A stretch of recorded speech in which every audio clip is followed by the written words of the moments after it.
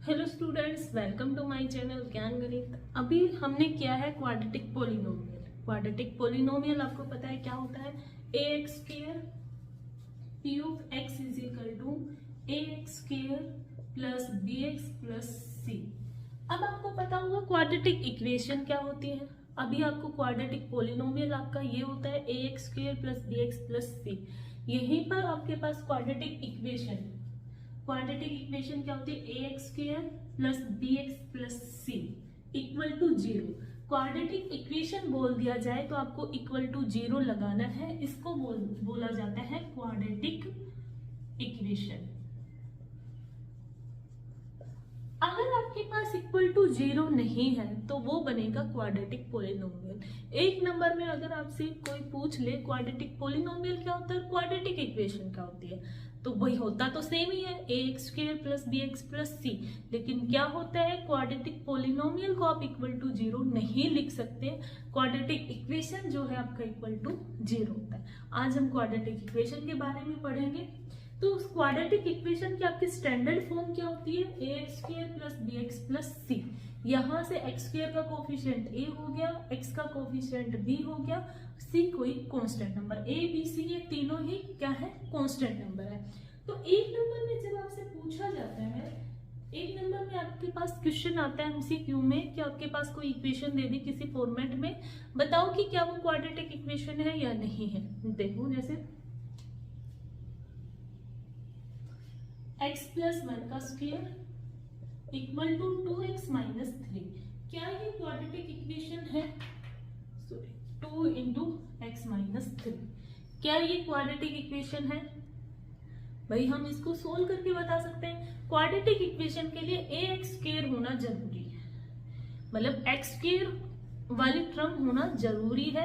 X square हो plus में साथ में बी एक्स हो या कोई सी कांस्टेंट नंबर हो। मतलब यहाँ पर तुम्हारे पास टी स्क्वायर प्लस रूट 15 दे रखा है, तो ये भी आपके पास क्या है? क्वाड्रेटिक इक्वेशन है। ठीक है, तो यहाँ क्या करोगे, हम इसको सोल्व करेंगे। ये क्या हो जाएगा? X square plus 1 plus 2x, इधर से ये 2x माइनस 6, 2x से 2x कैंसिल हो जाएगा। एक्स स्क्वायर प्लस 1 माइनस 6, तो एक्स स्क्वायर माइनस 6 इधर आएगा तो ये क्या हो जाएगा? प्लस का 7। ये हमारे क्या है? क्वाड्रेटिक इक्वेशन है। ये आपका क्या है? क्वाड्रेटिक इक्वेशन है। ऐसे ही नेक्स्ट क्वेश्चन आपके पास गिवन है, X square minus 2x equal to minus 2 into 3 minus X. तो यहां से हम इसको सोल्व करेंगे।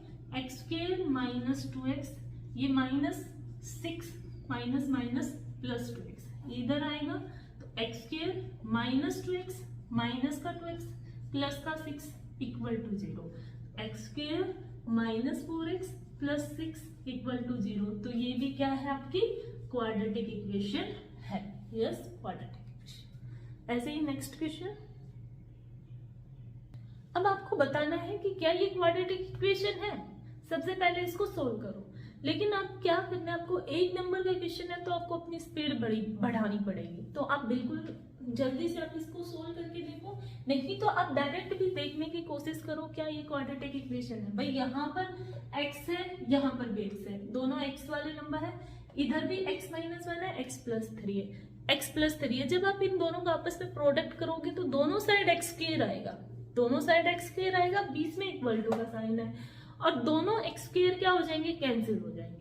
तो जब एक्स स्क्वायर वाली टर्म कैंसिल हो जाएगी, क्या वो क्वाड्रेटिक इक्वेशन बनेगी? नहीं, वो क्या हो जाएगी? लीनियर इक्वेशन बन जाएगी आपके पास। Linear equation in one variable.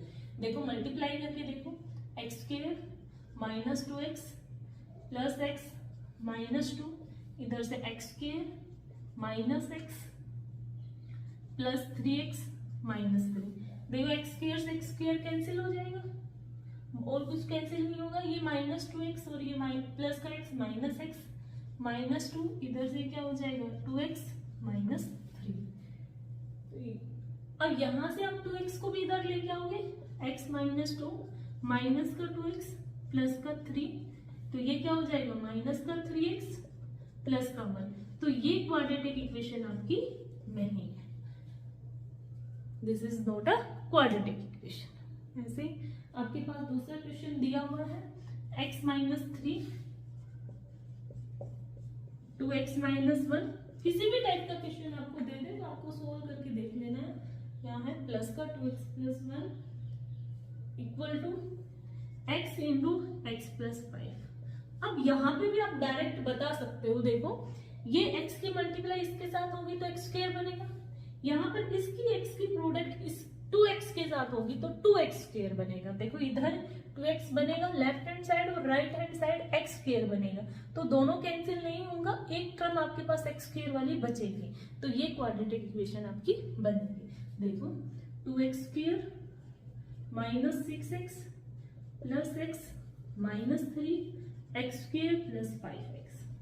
देखो बच गई एक x स्क्वायर, यहाँ पर 2x स्क्वायर है माइनस का x स्क्वायर माइनस 6x, ये माइनस 6x और प्लस x माइनस का 5x, ये इधर 5 माइनस का 5x आएगा और माइनस का 3, तो ये क्वाड्रेटिक इक्वेशन क्या बन गई x square minus 10x minus 3 equal to, ये आपके पास क्या हो गया क्वाड्रेटिक इक्वेशन।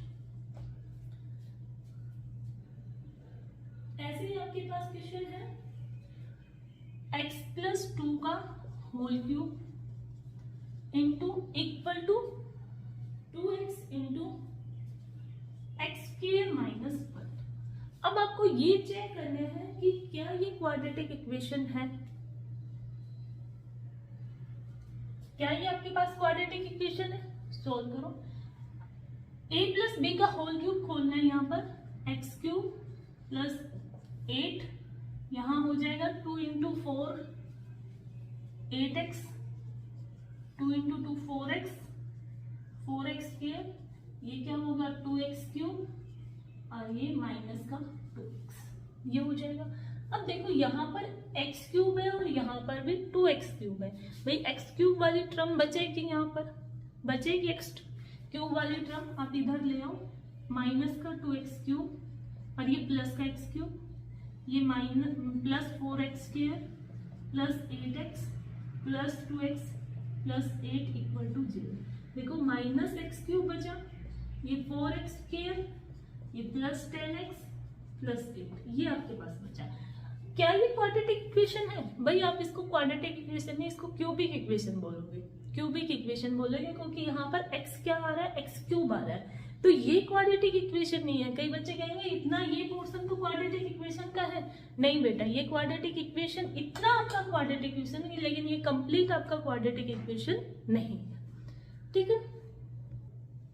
आई होप आपको यहाँ तक समझ आया होगा कि आप क्वाड्रेटिक इक्वेशन आपको कैसे बतानी है। उसके बाद आपके पास आता है इक्वेशन के रूट्स निकालना। क्वाड्रेटिक इक्वेशन के आप रूट्स कैसे निकालोगे, फिर आपको पढ़ना है natures of root. Quadratic equation के जो नेचर्स होते हैं वो कितने टाइप्स के होते हैं, देखो यहाँ पे सबसे पहले आप यहाँ पर इसके क्या निकालो, रूट्स निकालो।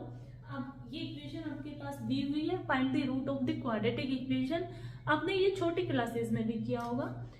इक्वेशन आपके पास क्या है 6x square minus x minus 2।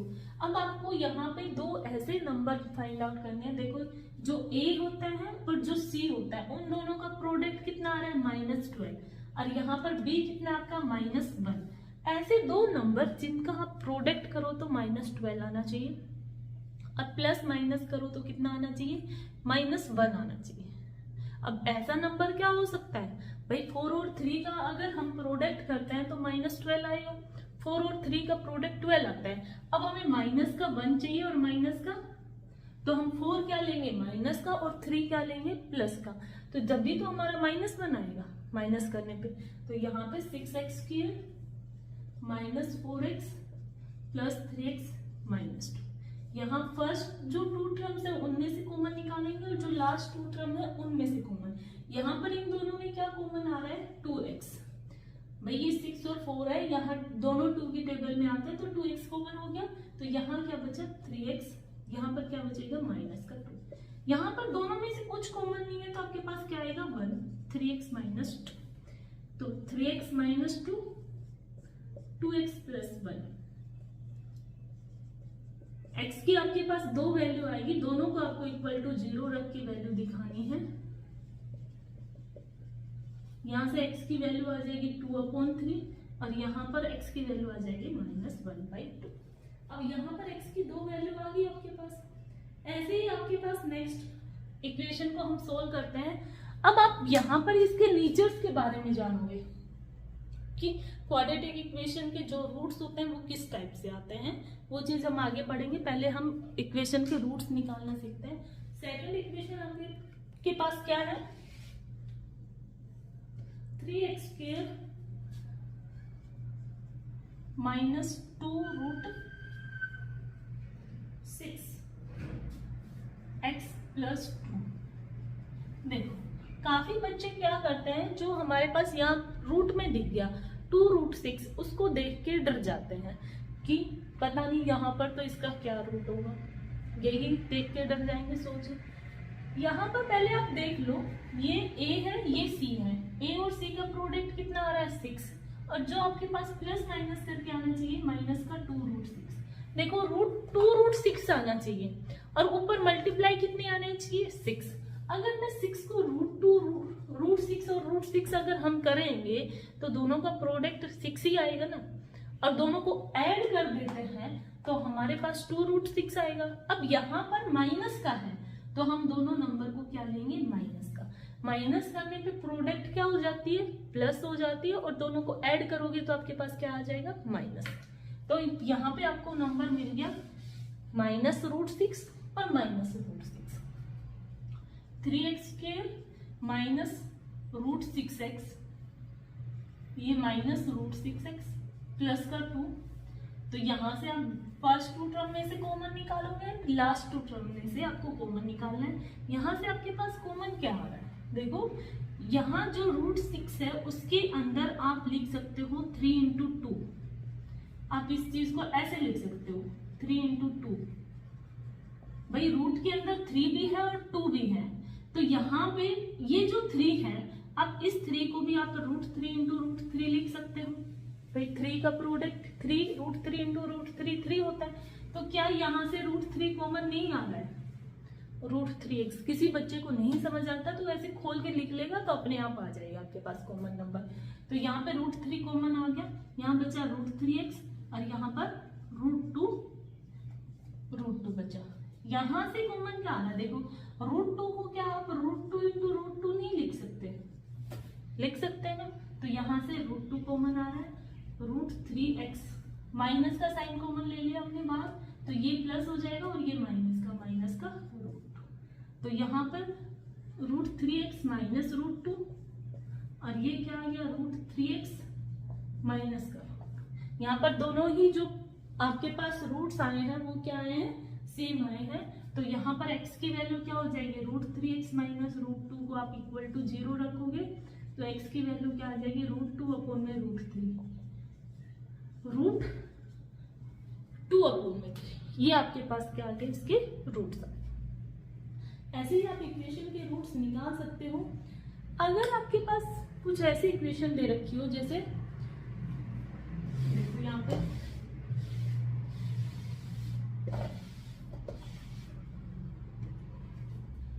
(2x² minus x plus 1/8), ये आपके पास इक्वेशन दे रखी है और वो कह रहा है कि आप इसके रूट्स निकालो। कैसे निकालोगे, देखो यहाँ पर में 1/8 है। अब सबसे पहले क्या करोगे, इस पूरी इक्वेशन का एलसीएम ले लो, क्या हो जाएगा 8, यहाँ 16x² minus 8x plus 1 equal to 0।